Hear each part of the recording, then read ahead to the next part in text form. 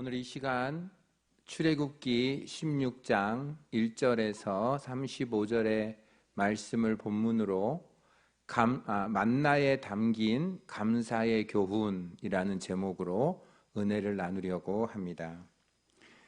영성학자인 게리 토마스라는 분이 쓴 책에 보면 이런 말이 있습니다. 감사는 안전벨트와 같다라는 표현이 있습니다. 사실 운전할 때 안전벨트를 귀찮게 여길 때가 있습니다. 매지 않아도 별일 없이 잘 사는 것 같습니다. 그런데 왜 우리는 꼭 안전벨트를 할까요? 언제 사고가 날지 모르기 때문입니다.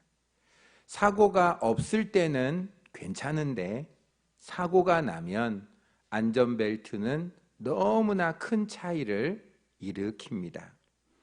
그래서 안전벨트는 운전자에게 기본 안전 수칙입니다. 감사가 그렇습니다. 감사하지 않아도 우리는 그럭저럭 사는 것 같습니다. 그런데 삶에 문제가 터지면 다릅니다. 평상시에 감사가 체질화가 되고 습관이 되고 생활화가 되고 내면화가 돼서 내 삶에 감사가 잘 세팅되어 있는 사람은 어려움이 왔을 때 금방 회복을 할 수가 있습니다. 그런데 평상시에 감사의 삶을 살지 못한 사람은 그 사건, 그 문제의 충격으로 주저앉아서 회복되기가 어렵다는 것을 우리는 많은 경우 볼 수가 있습니다. 그래서 평상시에 우리가 감사의 삶을, 감사의 훈련을, 감사의 습관을, 감사의 내면화를 우리가 갖고 산다는 것처럼 중요한 게 없습니다.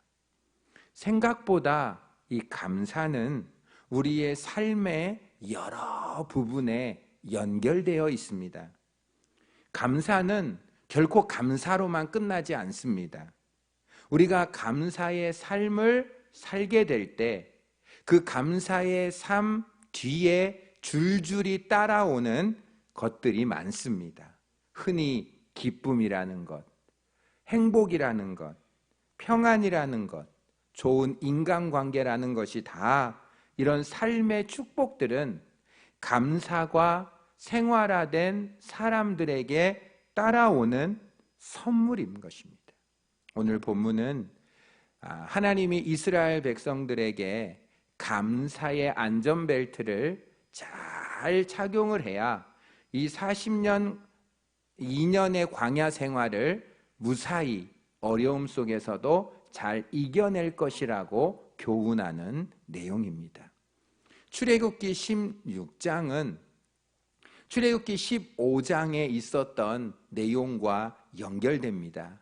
우리가 지난주에 이스라엘 민족이 하나님의 특별한 은혜로 홍해 바다를 건너서 마라라는 곳에 들어왔다고 들으셨습니다. 그런데 그 마라라는 곳에 들어왔을 때 먹을 물이 없어서 너무 고통스러울 때 썩은 물 때문에 복통을 일으켰는데 백성들은 원망했습니다. 왜 광야로 끌어냈냐고. 그런데 모세가 하나님께 부르짖어서 기도했을 때 하나님이 한 나뭇가지를 보게 하시고 그 나뭇가지를 꺾어서 던지니 그 물이 달아져서 200만 명의 물을 충분히 먹었고 조금만 더 13km 가니까 엘림이라는 오아시스가 있어서 거기서 우물과 그리고 나무 열매로 휴식을 취했던 사건을 우리는 알고 있습니다. 그 충분한 휴식을 취하고 그들이 그 엘림을 떠나 모세가 율법을 받기로 약속된 시내산 중간에 광야에 도착을 했습니다. 신광야죠. 그런데 그 신광야는 출애굽한 지 2달 15일이 되었습니다. 그런데 출애굽했을 때 갖고 왔던 음식이 다 떨어져서 먹을 게 없는 겁니다. 이때 백성들은 모세와 아론에게 원망하기 시작합니다. 근데 그 원망이 선을 넘었습니다. 하나님에게 원망을 하는데 우리가 차라리 애굽에서 떡가마 옆에서 배불리 먹고 거기서 죽는 것이 낫지 왜 여기까지 우리를 끌고 와서 이 광야에서 굶겨 죽입니까? 라고 하나님에게 도저히 해서는 안 될 원망의 말을 하고 맙니다. 그런데 하나님은 그 말을 다 듣고 있었음에도 불구하고 하나님은 모세를 불러서 내가 너희에게 양식을 비처럼 내려주는데 아침에는 이슬처럼 밤에도 비처럼 내려져서 너희들을 풍성히 부어 주겠다고 약속하시는 것입니다. 이 만나를 통해서 하나님은 우리에게 감사를, 더 이상 원망을 하지 말고 이제 이 광야 생활에서 감사로 변화되어야 된다는 것을 교훈하기를 원하셨습니다. 여러분, 하나님은 왜 이스라엘 백성들에게 물의 문제와 음식의 문제와 그리고 전쟁이라는 광야에서 많은 문제를 지속적으로 허용하셨을까요? 하나님은 저와 여러분에게 왜 인생 광야에서 고난을 허용하셨을까요? 그것은 하나님이 그 문제마다 변함없으신 하나님을 만나기를 원하셨기 때문입니다. 물 문제가 터졌을 때 그들은 원망했죠. 그런데 하나님께 기도해서 하나님은 상상을 초월하는 방법으로 200만 명의 물의 문제를 해결해 주셨습니다. 그렇다면 그들이 음식 문제가 터졌을 때 그들은 생각해야 됩니다. 물 문제가 음식 문제로 문제의 형태가 바뀌었구나. 상황이 바뀌었구나. 그러나 물 문제를 해결해 주신 하나님은 이 음식 문제도 해결해 주실 것이다. 이것이 하나님의 의도였습니다. 그리고 물 문제를 하나님에 의해서, 하나님을 통해서 하나님으로부터 해결을 경험한 이스라엘 백성은 음식 문제가 터졌을 때 과거에 이 문제를 해결해 주신 그분이 동일하시고 변함이 없으신 나의 하나님이라면 이 문제 앞에서도 원망할 것이 아니라 낙심할 것이 아니라 이 문제를 가지고 그분 앞에 나아가 이 문제를 해결해 달라고 기도하면 하나님이 이 문제도 홍해 속에 바다를 준 것처럼 마라 속에 엘림을 준 것처럼 이 문제도 해결해 주실 줄 믿습니다 라고 기대했지만 이스라엘 백성들은 전혀 하나님의 기대와 상관없이 여전히 그들은 물이 없었을 때 원망했던 것보다 한술 더 떠서 음식이 없는 문제 앞에 하나님을 심각하게 원망을 했습니다.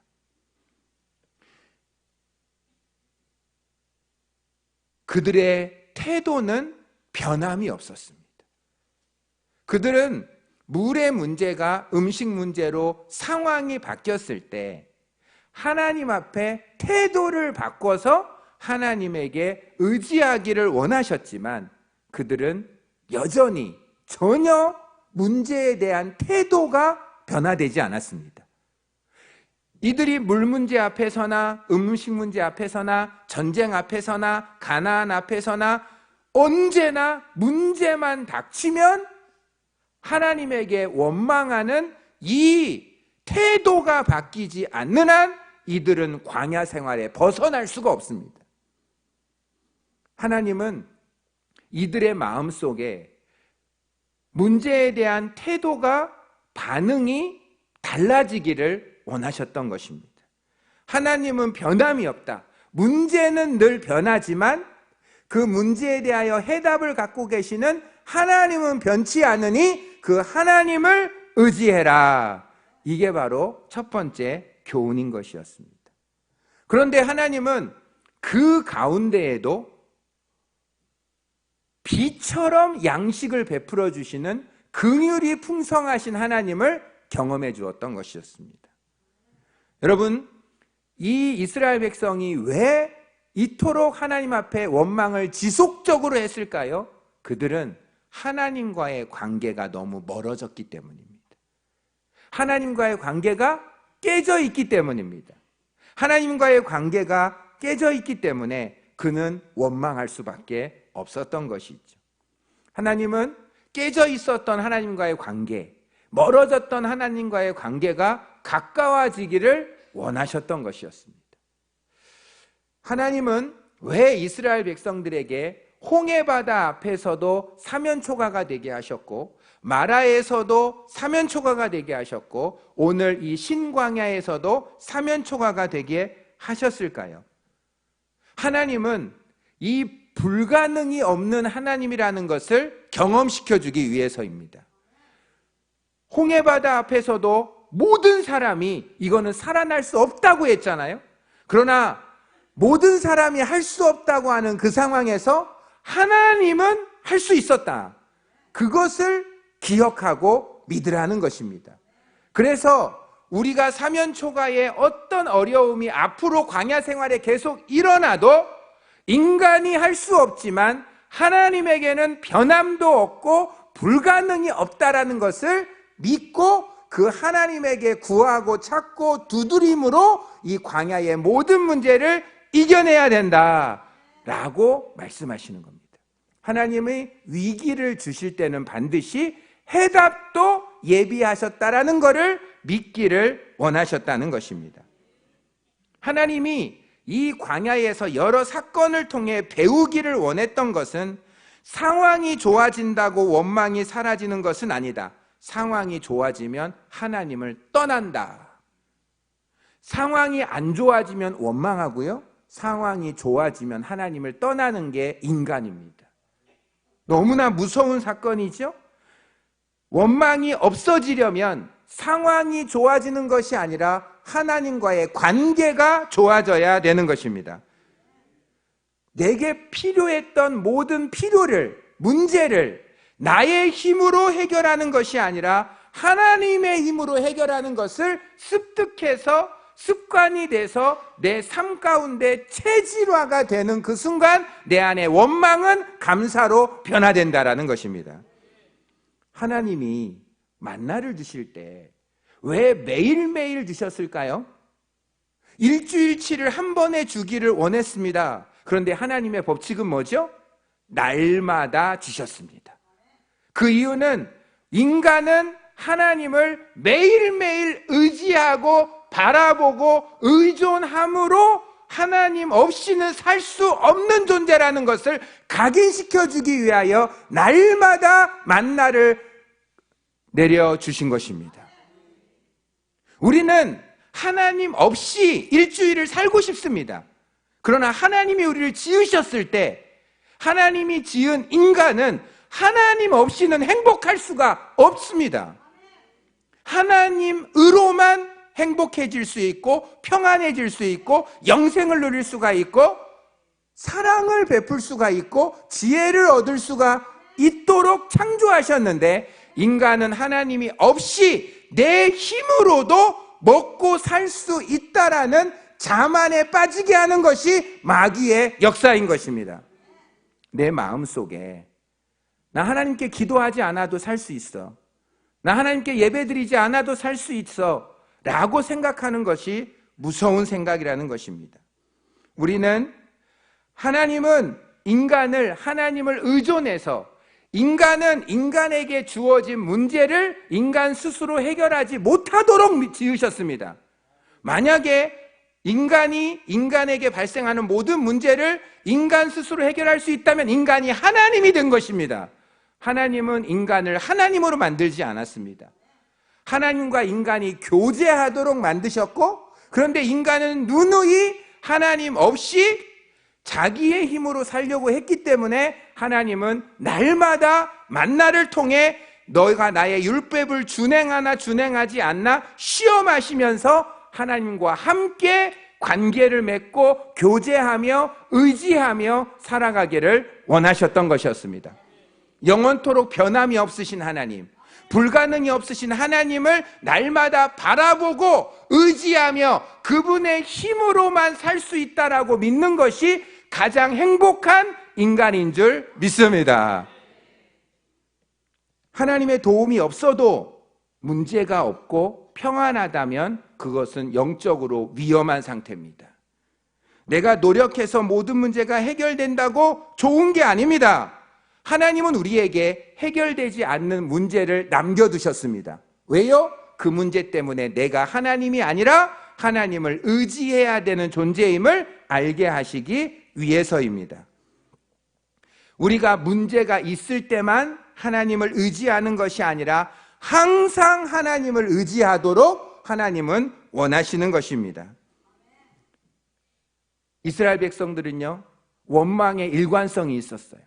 광야에서도 원망했고요, 가나안에 들어가서도 원망했고, 사사기에도 원망했고, 왕을 줘도 원망했고, 그래서 나라가 망했는데도 원망을 했습니다. 그런데 하나님은 일관성 있게 원망하는 이스라엘 백성에게 하나님은 계속해서 사랑을 베푸시고 그들을 지키시고 그들을 보호하셨습니다. 아브라함과 한 약속, 다윗에게 한 약속 때문에 하나님은 이스라엘 백성들에게 끝까지 긍휼을, 자비를 베풀어 주셨습니다.